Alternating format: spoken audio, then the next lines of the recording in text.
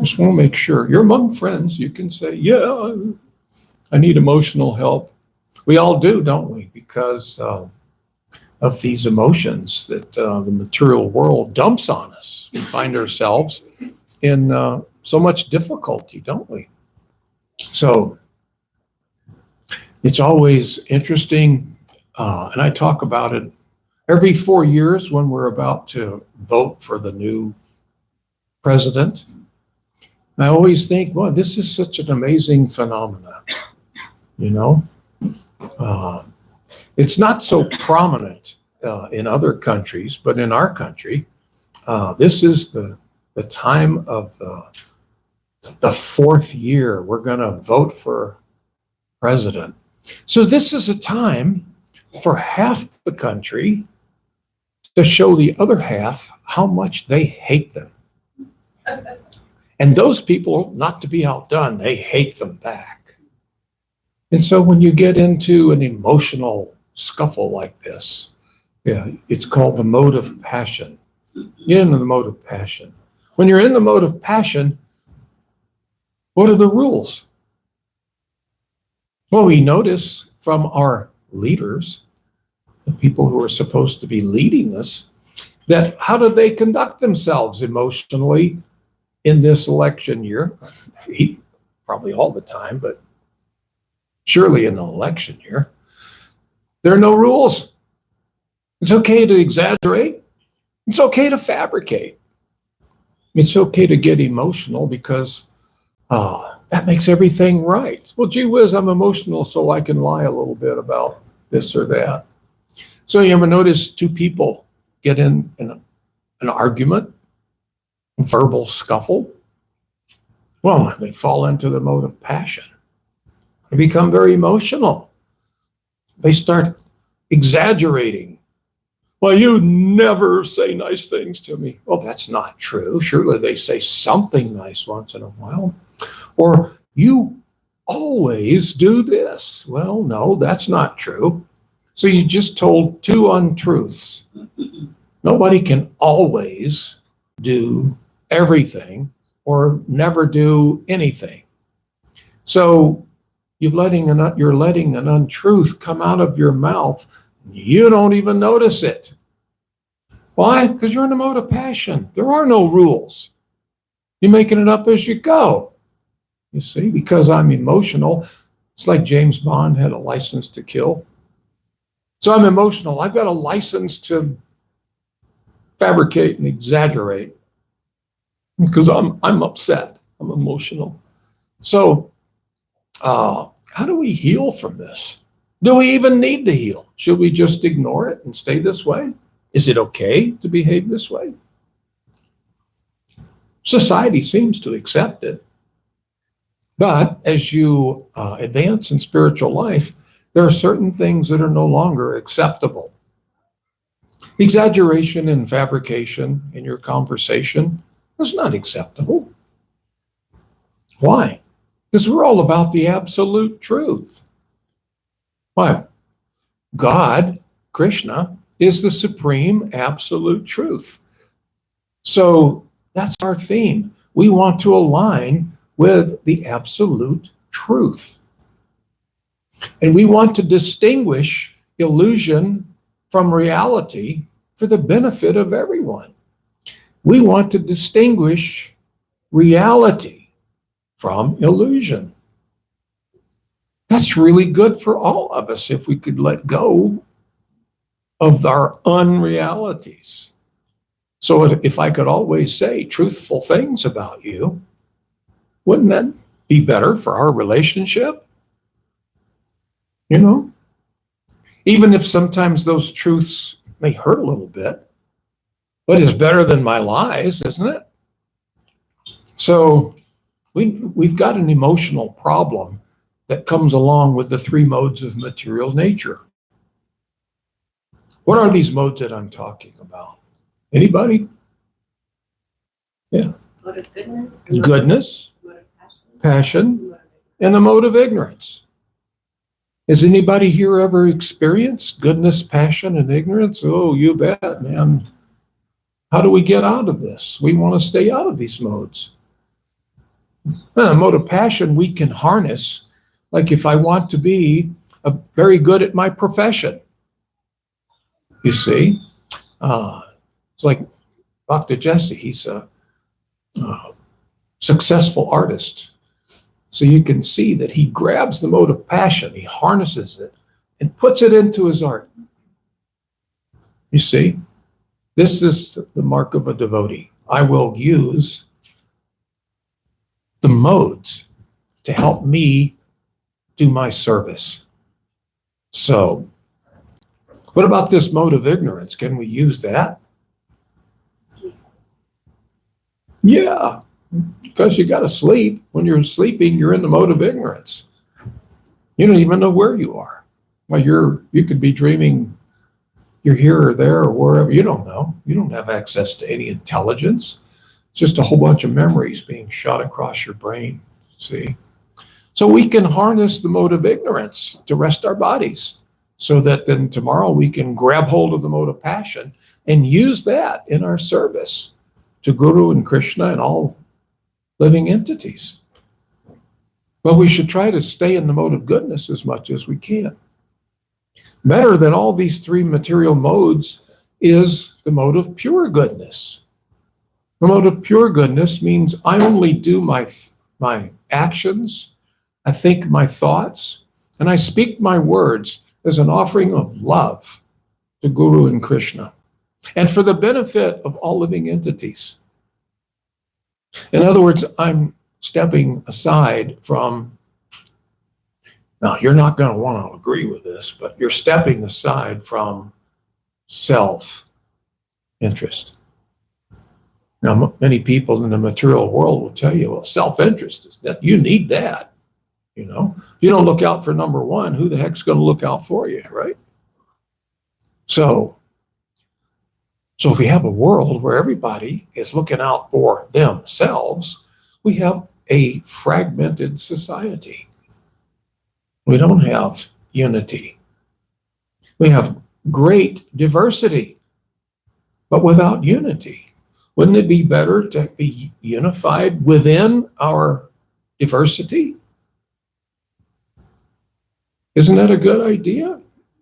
We know that this world is full of different cultures, but that shouldn't separate us. It shouldn't keep us from being unified. Just because your body is a different color than mine, gee whiz, the spices that you use in your food smell different than what mom and grandma used to cook. You see, identify with these things, and then you can see how we're being separated. We have a fragmented society. I want you to, for me to like you, I want you to look like me. I want you to eat like me. You know, I want you to listen to the same kind of music I listen to. So, but the world doesn't allow that. So you can understand how there's a lot of emotional challenges in our material world. So how do we heal this? It's too late to overcome it. You know, we're already caught up. We're already emotional. I mean, wherever I go, in many parts of the world anyway, it's like the emotions are ready to explode. You never know what you're going to do that might upset the guy next to you or the person in front of you or back of you in line or something. If people aren't being treated the way they think they should be treated or respected, you could get instant trouble. So we can't avoid it. We're already caught up in the modes. So how do we heal from this emotion? So, as you might have guessed, Krishna gives the answer if you read Bhagavad Gita. So, any first timers here? Anybody here first time?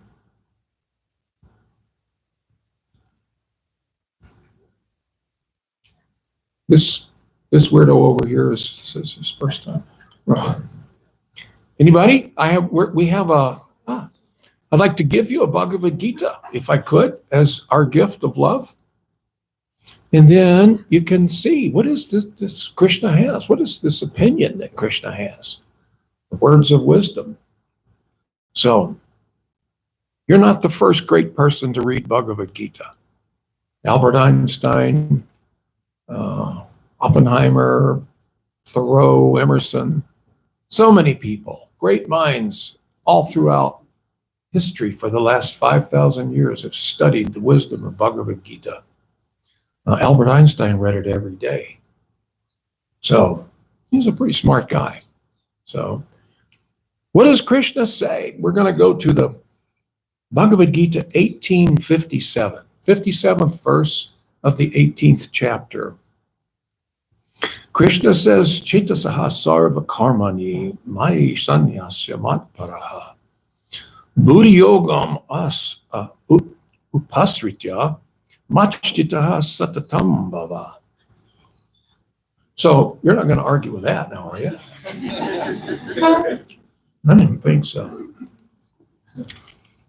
What's Krishna saying here? Krishna is saying, in all activities, just depend on me and work always under my protection. In such devotional service, be fully conscious of me. Krishna says, in all of your activities, just depend on me and work always under my protection. Well, that should be soothing. That should be emotionally soothing, shouldn't it? I mean, if some frail little person was saying, don't worry, I'll protect you. You know, and they're like this high. Well, you may think, well, that's a nice sentiment, but gee whiz, I don't feel protected. I don't feel safe. But if the Supreme Personality of Godhead says, I want you to work under my protection, wow. Better than having a big brother, isn't it? Why, I think God could probably protect you even more than your dad or your uncle, it's the supreme protection. And Krishna is offering it to you. In all activities, depend on me. Count on me. These are soothing words, isn't it? Work under my protection. Let me protect you. But for you to get any mental benefit, any mental soothing from my protection, it would help if you are understanding that I am always protecting you. If God doesn't protect you, you have no protection. Even your big brother can't help you. You see? So this is very soothing when Krishna says, hey, just work under my protection. I'll take really good care of you. In such devotional service, be fully conscious of me. I want you to think of me. Why? Why does God want you to think about him? Yeah, because you love him. He loves you. I want you to think of me because I want you to offer your love to me. You have free will. You have the right to withhold your love if you want to. He's not going to force you, but he's saying, I want you to think of me. I'm sorry, I missed the joke. Was there a joke I'm sorry, I missed it. It went over my head. So, Krishna, Srila Prabhupada says in the purport, depending upon Krishna in all circumstances and working in partnership with him removes the feeling of being alone and unprotected. We can see how that'll work, right? If whatever I'm doing, I'm depending on Krishna.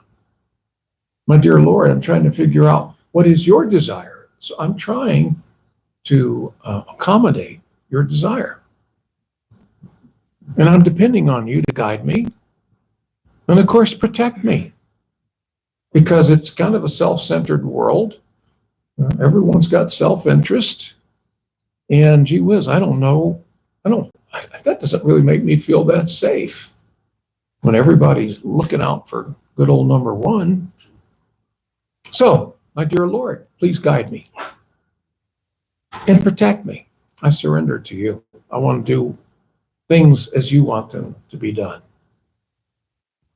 By the way, you have my permission to ask questions at any time. Okay, I forgot to say that in the beginning. I usually say that, but I don't. So we're going to roll up to the next verse. This is the 58th verse.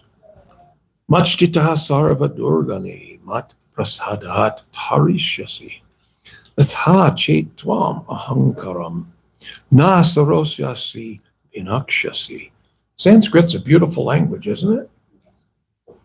It was meant to be sung. You know, if you don't sing it, it's hard to say, but if you sing it, then it's it rolls off your tongue.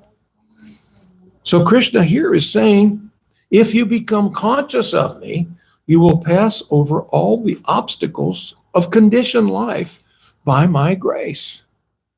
By my grace, you'll conquer all obstacles. Not too long ago, we had I'm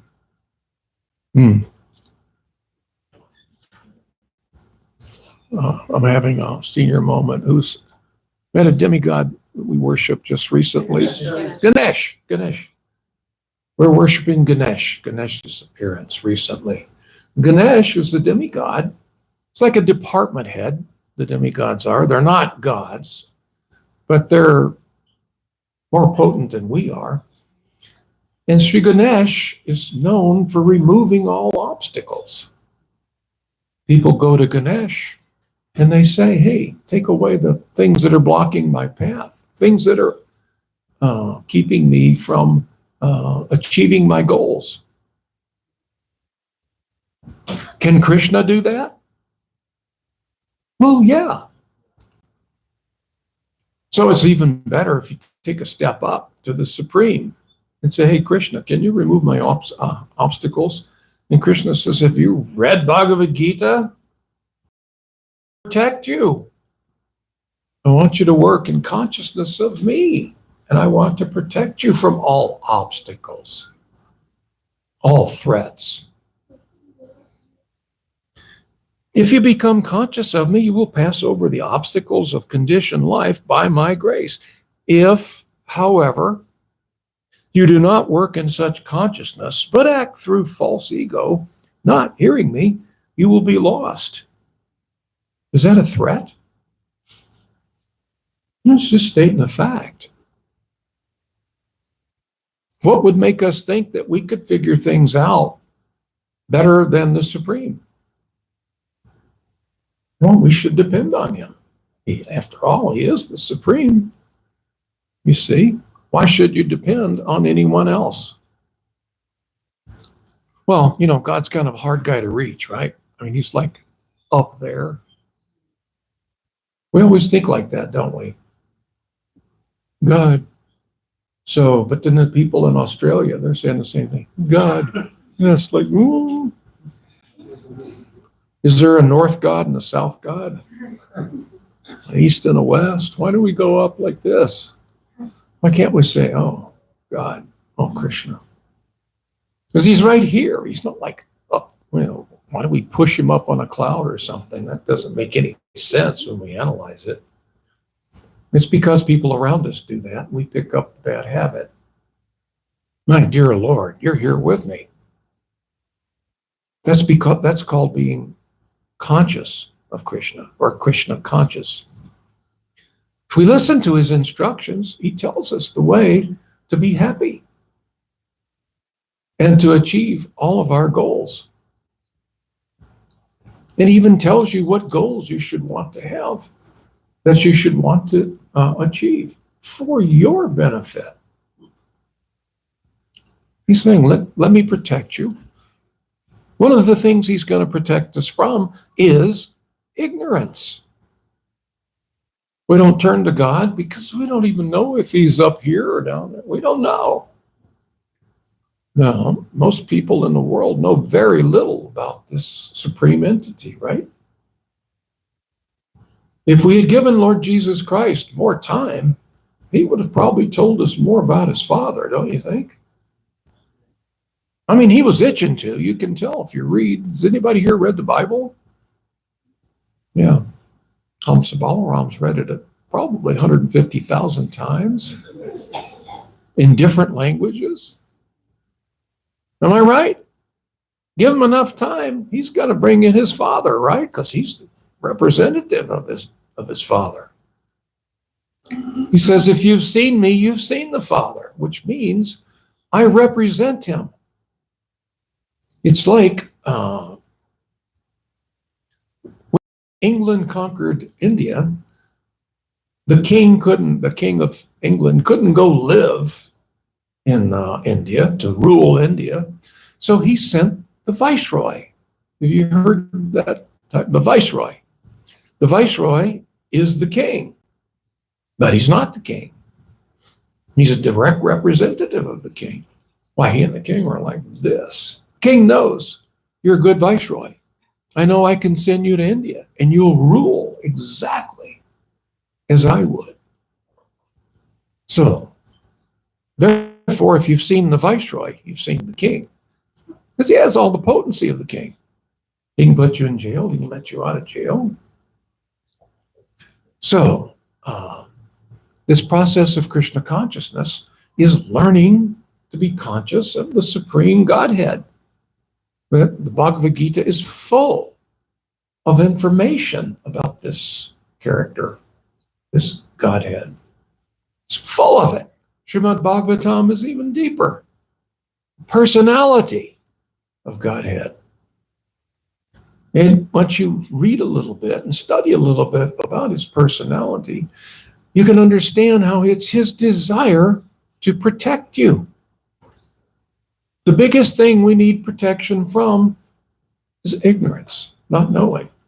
Because when we don't know, we fill it in. We fill in what we don't know with speculation. And in some parts of our society, speculation is acceptable, right? So, if you're really looking for the truth, you'll reject any and all forms of speculation. It's just your opinion. What are you basing this opinion on? We base our opinion on 3 sources: Guru, Sadhu, Shastra. What does our Guru say? Oh, gee, I don't have one. Go find one. What are you waiting for? Sadhus. What is a sadhu? A sadhu is a saintly person, someone who's very much like your guru. And Shastra, scripture, not iPads, scriptures. I'm doing a commercial for, I didn't mean to do that. Read the Shastra. What does the scripture say? Guru does not speculate. Sadhus do not speculate. Shastra does not speculate. They give you the truth. The truth is really a great thing to have. If you can live in the truth, you can push away all of these, you can heal these battle scars that you get from being emotionally beat up again and again in this material world. Yeah. Hare Krishna Guru Maharaj. Hare Krishna. Thank you for the class. My question is, so in this world where we're just conditioned and primed to be so emotionally volatile, also due to the world we live in, material world, how do you advise we can avoid speculation without falling into this sort of flat affect, without losing our connection to emotion, without becoming rigid, without becoming kind of black and white in our thinking, inflexible? How do you advise? Okay, excellent question. We have to stay immersed in the truth.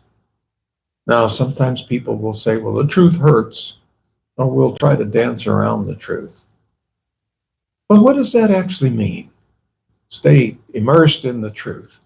That means I want to know what this guy, God, has to say. I want to know what his opinions are. If he says, gee whiz, you should eat this and you shouldn't eat that, I'm probably going to listen to it. This is going to shock you. I'm going to take his opinion over and above the internet. I mean, you can find all kinds of great knowledge on the internet, right? But it doesn't equal the absolute truth. How do you know what you see on the internet is true? I don't know about you, but I've been fooled a couple of times. I'm thinking, wow, that's true? No. So we want to stay immersed in the absolute truth. That will release our natural propensity to love. You see? Now that is an emotion, isn't it? We want that positive emotion. We want to be driven by love. And that's the natural situation for the human being. The living entities are like that. We are driven by love, not every minute of every day, because we lose track of what really satisfies us and what we really, truly desire. We really, truly desire love, not cheap love. We want the real thing. We want both barrels. We want all the love we can get. We want it to remain eternal, not just a temporary passing thing. We want perfect love. We want eternal love. And when do we want it? Now. Oh, no, they didn't sound like they really want it now. Some of you can probably wait a little bit, right? Or else, let's see it. Come on, what do you know? I want it now. Now. It's mine and I want it. Now. Love belongs to you. It's who and what you are. So, if we feel love towards the Supreme and all other living entities, well, then we're not going to be rigid. You see, we're going to be very sweet to be with. It'll be a very sweet world. But for that, we need the truth. Good question. Yeah. So, living in truth is called integrity, right? You act on the truth no matter what, even if people don't see it. And so that can be, like sometimes doing the right thing is not the easy thing, Sometimes you're doing the right thing and it feels very, very hard. How do we understand that when, like living in the truth and that conviction of being the truth sometimes is a seemingly hard path that we're supposed to say we're experiencing the highest level? Good question. Because we run into situations again and again and again, we're doing the right thing is not interpreted by us as for my self-interest. Well, I know what the right thing would be to do this, but I'm not going to gain there. I'll gain if I do this. Somebody may say, well, it's not the right thing.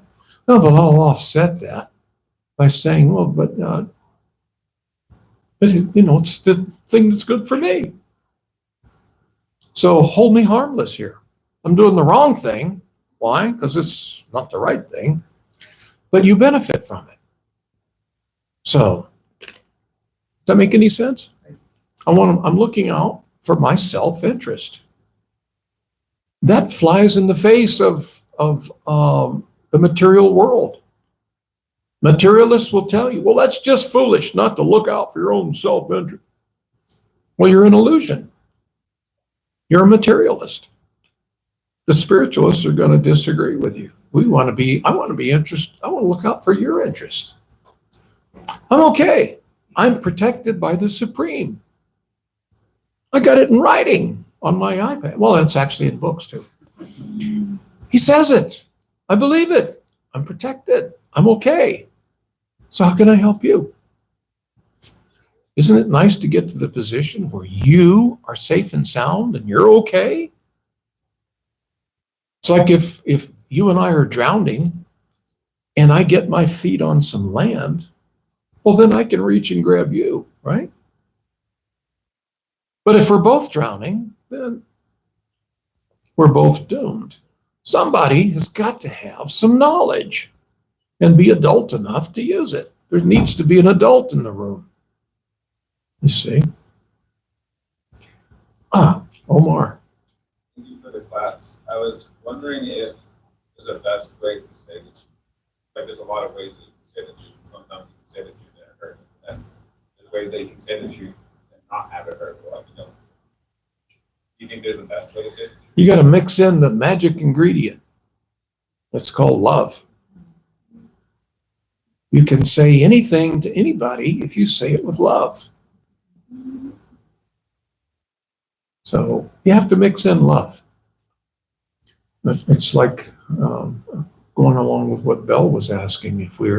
If we can achieve the position of dealing in the truth, then we'll become more loving. You cannot associate with Krishna without developing more and more love, not just for him, but for all living entities. So thank you. Good question.